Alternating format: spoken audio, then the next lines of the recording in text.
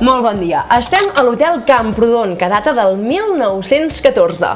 I és que avui ens trobem en una comarca amb molta tradició turística, pel seu paisatge, les seves muntanyes i sobretot per les múltiples activitats que s'hi poden fer.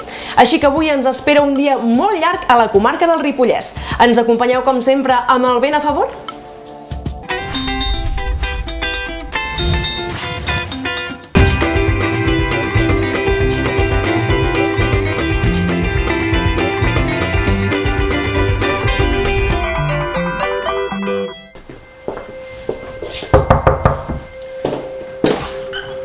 Bon dia! Què tal, Judit? Molt bé. Com has dormit? Perfecte. Sí? Veig que portes esmorzar per dos, suposo que m'acompanyes, no? I tant. Sí? Passem? Som-hi. Endavant. Merci. Joan, res millor que començar el dia amb aquesta panoràmica del poble, eh? Sí, noia, mira, aquí tenim el pont romà, la torre del castell, que encara ens queden, aquí hi ha el rellotge, i veiem la senyera, la muntanya de Sant Antoni davant, i aquí darrere meu tens tots els pics que tenim a la vall de Camprodon, el Bastiments, el Gra de Fajol... De fet, aquest és un dels punts centrals pel qual el turisme ve a visitar aquesta zona, a l'hivern per fer esquí i practicar el muntanyisme, i a l'estiu perquè és un potser dels punts de Catalunya on s'està més fresquet. Doncs sí, mira, aquí hi va néixer el Centre Excursionista de Catalunya, ja fa més de 130 anys. Realment ens interessa per tota la clientela que ens visita anar a fer excursions, més curtes, més llargues, és el lloc ideal. I no només per les activitats que s'hi poden fer, sinó també pel patrimoni cultural, perquè aquí a Camprodon, si no m'equivoco, es celebra el festival d'Isaac Albéniz, que també porta molta gent. Ja fa més de 14 anys que ho estem celebrant, i com que vàrem tenir la sort de tenir com a client el net de l'Albéniz, el senyor Alzamora de Barcelona, que ens va visitar mentre va ser viu cada any durant un mes i mig, ell, la seva il·lusió era fundar el Museu Albéniz aquí a Camprodon, per això ens va cedir una sèrie de mobiliari i d'objectes de l'artista, i han fet uns seminaris de música, tenim uns estudiants durant 15 dies al mes de juliol, i després, durant tot el mes d'agost, els caps de setmana, celebrem diferents festivals. Així que qui vingui a Camprodon i s'instal·li a l'hotel pot fer de tot, activitats de lleure, d'oci i a més cultura. I tant. Convidem a tothom a que vingui, doncs. Naturalment. Doncs nosaltres acabem d'esmorzar i convidem a tothom a que vingui a gaudir de Camprodon. Moltes gràcies, Judit.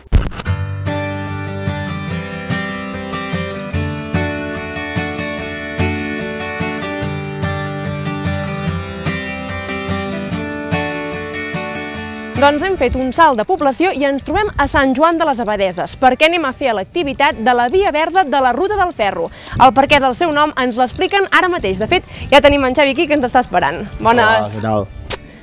Ja ens tens les bicis preparades perquè és una ruta per fer en bici. Explica'ns una mica el perquè del seu nom, la Ruta del Ferro.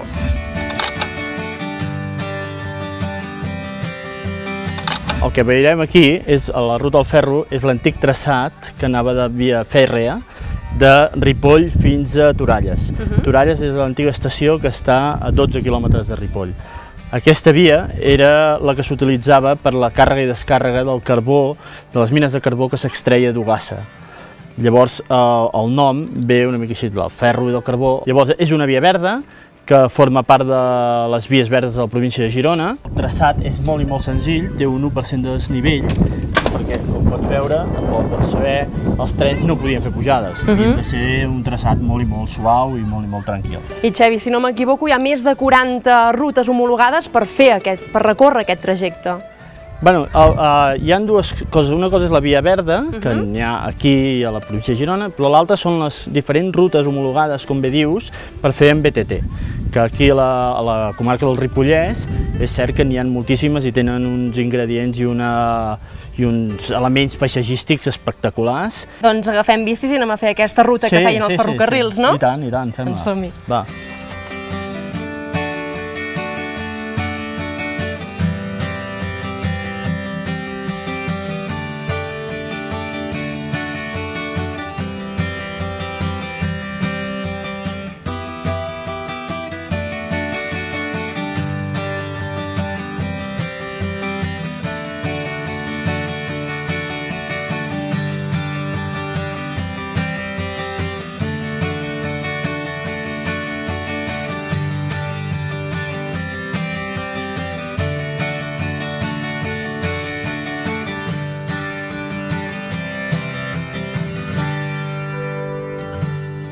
Xavi, hem abandonat un tros la ruta del ferro, però aquest paisatge no té paraules, eh? Exacte, i ja com has vist està a 10 minuts a la Via Verda. Que la gent que fa la Via Verda o que passeja per Sant Joan i això pot venir, banyar-se si és molt valent i gaudir del paisatge aquest i passar-hi una molt bona estona. Freda d'estar a l'aigua? Freda està glaçada, està glaçada. El paradís del Ripollès? Jo crec que sí. Doncs continuem la ruta, si et sembla, toquem ara l'aigua a veure si està gaire freda i continuem la ruta, no? Va.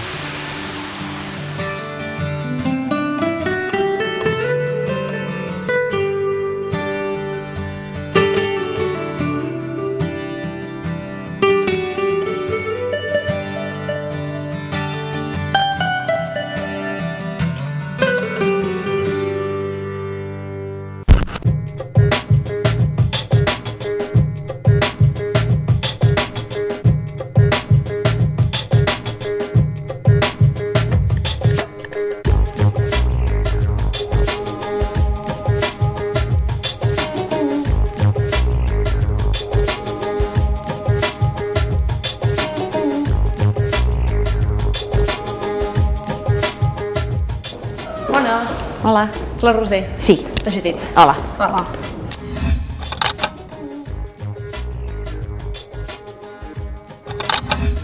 Roser, estem en el Museu Etnogràfic, explica'ns una mica, és una branca de l'antropologia, però què estudia exactament l'etnografia? L'etnografia estudia d'alguna manera els costums, les tradicions, la manera de viure, de treballar de la gent normal i corrent del nostre poble, és a dir, jo sempre dic que és la primera base de la història, perquè el que estudiem doncs, és una mica això.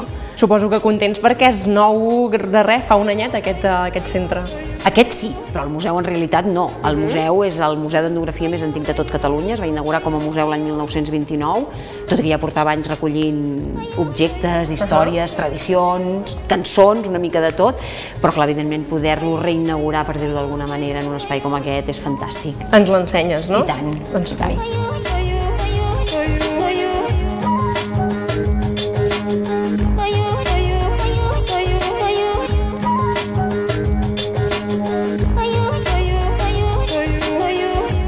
Aquí tenim una de les peces més importants que tenim al museu, és el diorama del Pla d'Anyella, és fet per Salvador Larma i Mestres Cabanes l'any 1932 i és un emblema del nostre museu. Té uns quants anys, ja? Sí, en té 80, aquest any n'ha fet 80 i jo crec que segueix molt viu perquè la gent continua meravellant-se cada vegada que es posa aquí. Què representa? Representa els pastors quan fan la transhumància, que era una cosa molt típica d'aquí, que era l'estiu, gent de tot arreu portava els seus ramats a un pastor d'aquí que se'ls enduia tot l'estiu a dalt de la muntanya, que és on hi havia pastures, i el retornava el dia de Sant Miquel, que cada ramat tornava a casa seva després d'haver passat l'estiu al Pla d'Anyella, que és a dalt de la Molina.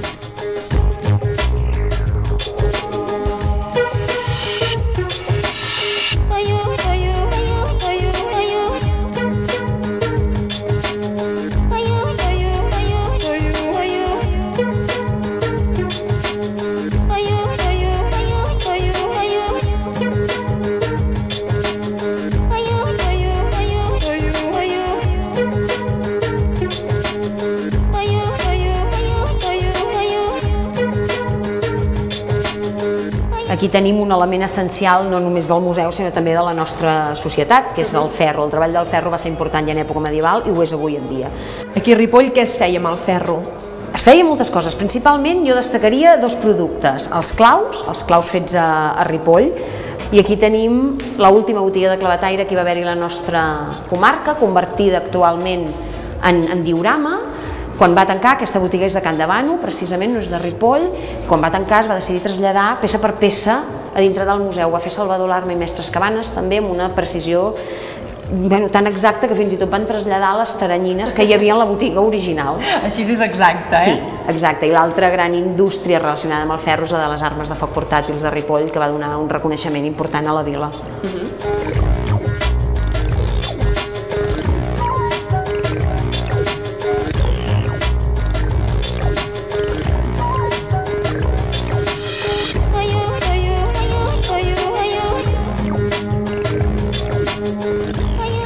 Hem acabat la visita al museu, que a més em comentaves que molt recentment heu rebut un premi. Sí, estem molt contents perquè hem rebut el Premi Nacional de Cultura en l'apartat de Patrimoni Cultural i la veritat és que és un reconeixement que ens fa moltíssima il·lusió, estem molt contents. Ens anem ara a fer un taller una mica més dinàmic. Què anem a fer? Sí, ara anem a una altra part de la història de la nostra comarca, que és la de l'època medieval, i concretament anem a veure com treballaven els monjos copistes que vivien al monestir. Doncs som-hi.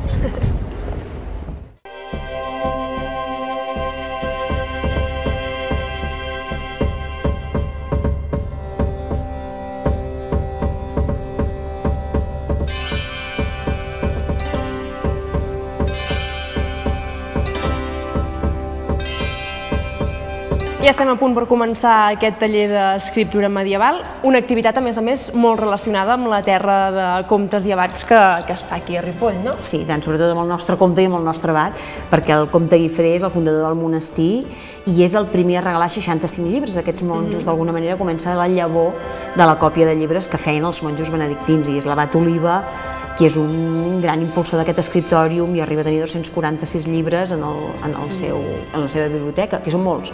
Escrits a mà i d'aquesta manera són moltíssims. Sí. I més ara quan ho posem en pràctica. Ja ho veuràs, exacte. Com ho fem, això? Mireu, nosaltres aquí el que tenim és els dos models de lletres d'època medieval, que del que es tractava és que de tots els monestirs on es feia còpia de llibres es fes el mateix tipus de lletra per garantir que aquesta fos llegible, si més no, i aleshores canvia com canvia l'art. Mentre hi ha l'art romànic, el que tenim és la lletra carolina, i quan l'art canvia es torna gòtic, la lletra també es torna angulosa i punxeguda i apareix la lletra gòtica. La ploma i la canya són típics de tota l'època medieval, i en l'època gòtica hi apareix la ploma metàl·lica, per tant tots tres serien autèntics. És una qüestió bàsica de pràctica,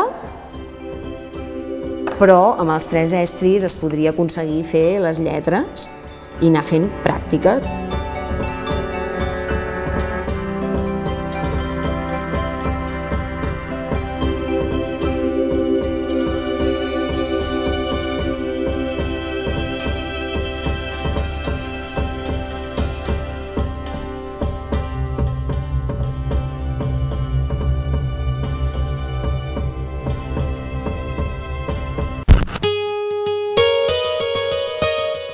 Doncs de l'escriptura medieval passem a un monument també medieval del segle X. En aquest cas es tracta del Castell de Sant Pere, a Ribes de Freser. Bones, Hola. la Montse. Sí, què tal? Bones. Venim a veure el castell, suposo que ens l'ensenyaràs, no? Sí, també com pugui, doncs som-hi. Merci.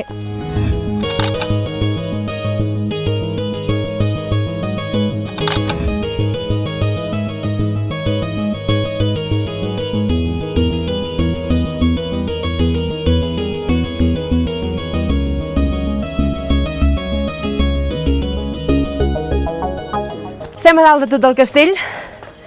Quina història té aquest castell en el que estem ara?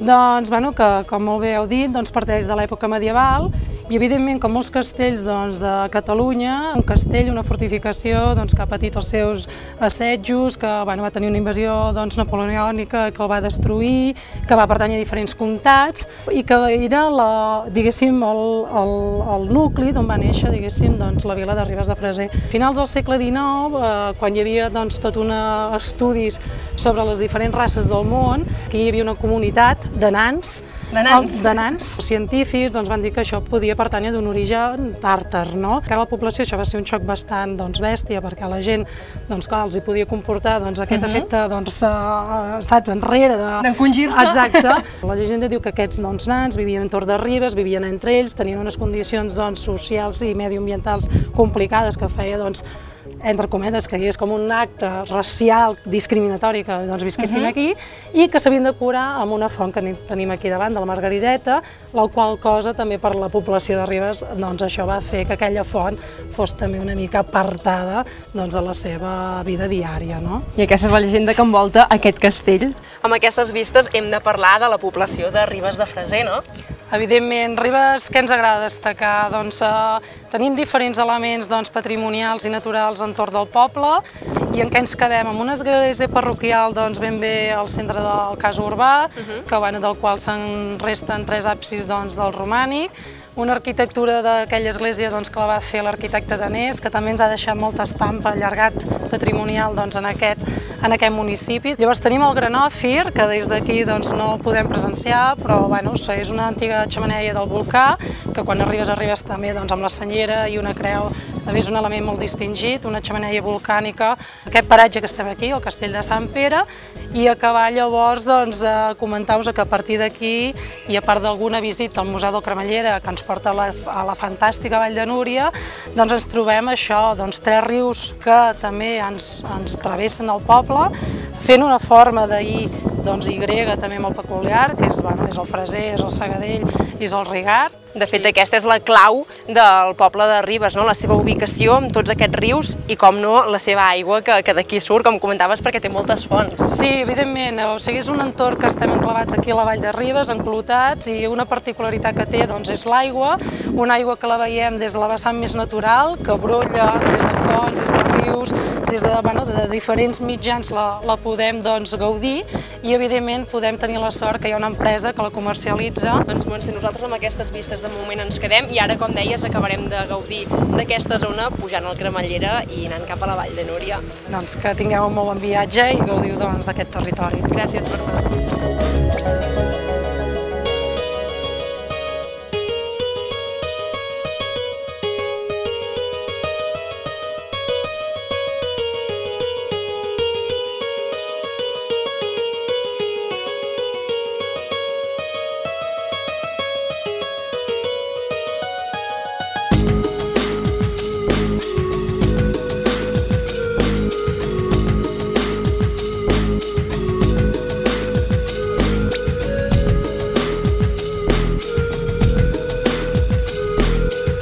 Doncs ara sí que ja pugem cap a Núria i ho fem amb el Cremallera. Bé, de fet, l'únic mitjà per fer-ho, o així o a peu. Amb el Cremallera recorrerem 12 quilòmetres i mig i pujarem més de 1.000 metres d'alçada. Així que acabem de gaudir del trajecte fins a arribar a la Vall de Núria.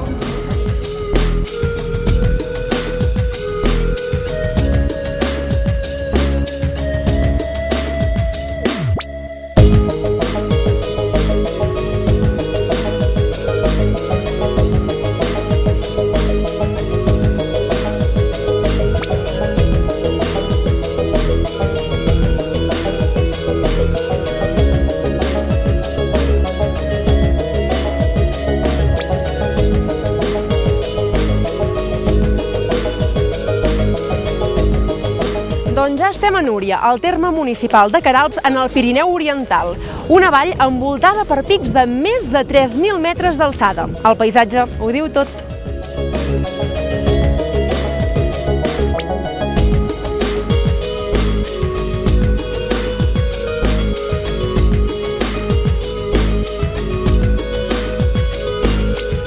Els 3 símbols de Núria són la creu, la campana i l'olla. Diuen que si tens problemes de fertilitat, aquesta és la solució. Simplement cal venir aquí, fer una pregària i tocar la campana mentre poses el cap dins l'olla.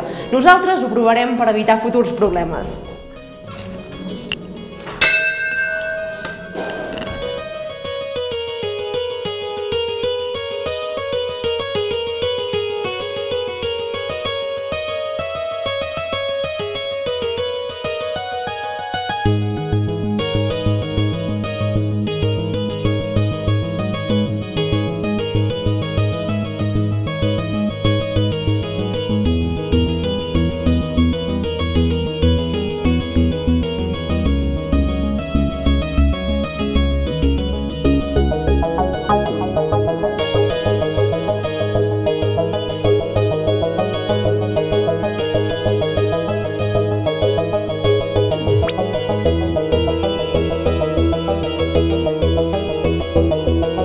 A Núria podeu venir-hi a realitzar moltes activitats diferents. A l'estiu es pot venir a fer senderisme, es pot venir a donar una volta al llac en barca i a l'hivern podeu venir a esquiar. Però no només hi ha activitats d'oci i lleure, sinó que és un punt molt important per tots els peregrins. De fet, a Núria hi ha 3 festes claus. El 29 de juny, l'Antany, l'1 de setembre, Sant Gil, que és el patró dels pastors, i finalment el 8 de setembre, que celebra la Diada de la Mare de Déu de Núria.